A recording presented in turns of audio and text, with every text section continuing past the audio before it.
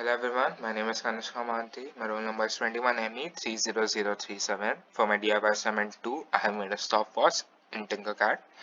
I've used Arduino Uno R3, a breadboard, LCD display, piezo, push button, side switch, several resistors, two LEDs, and several wires to complete this entire circuit.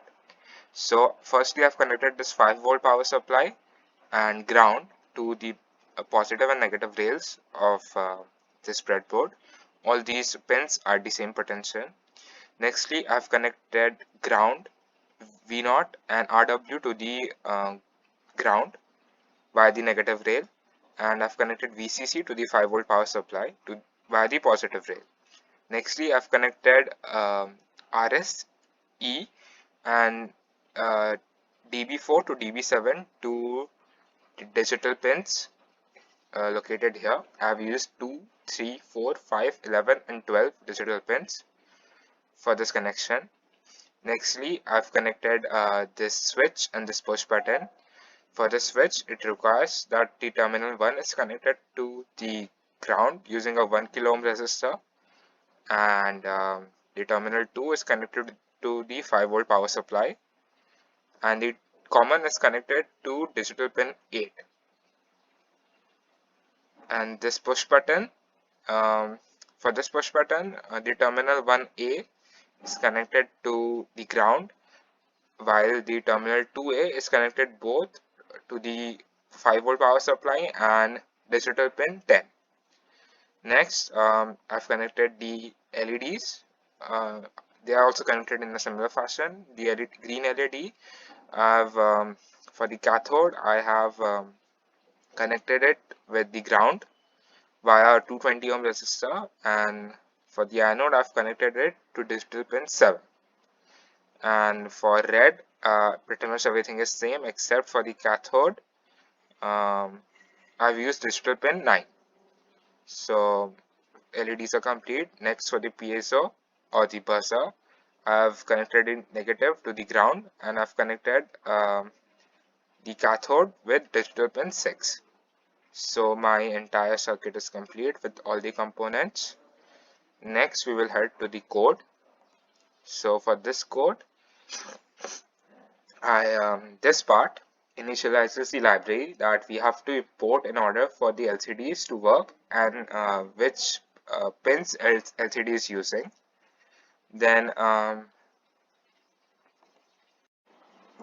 this part is everything we run once the program is started. So it defines the size of the screen, what do we need to print in the stopwatch, which pins are input and which pins are output.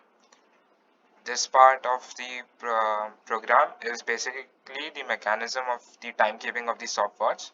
So the base count is in milliseconds, so we divide that accordingly to calculate hours, minutes and seconds, and we print that in the stopwatch. Also, the green LED is on whenever the stopwatch is running. So this part defines what happens when the switch is not read as high. So it turns off the green LED and turns on the red LED. So it basically means that the stopwatch has paused. And this part of the code is necessary for resetting the stopwatch. What it does is that it clears the LCD, redefines its size, as well as reprinting the word stopwatch. Also, I have written the code so that the buzzer makes a sound whenever the resetting process is successful.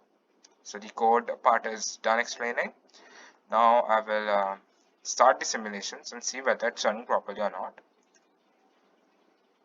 So I'm going to turn on the switch, and as you can see that whenever the simulation time has crossed 1 second,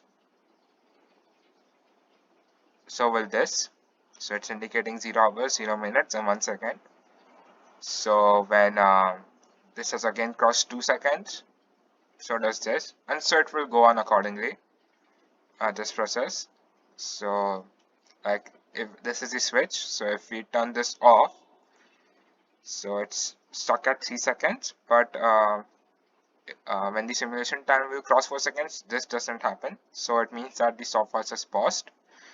And if I reset the stopwatch using this, then this buzzer makes a sound which indicates that the stopwatch resetting is complete, and we have back again on the starting screen. So the simulation is complete.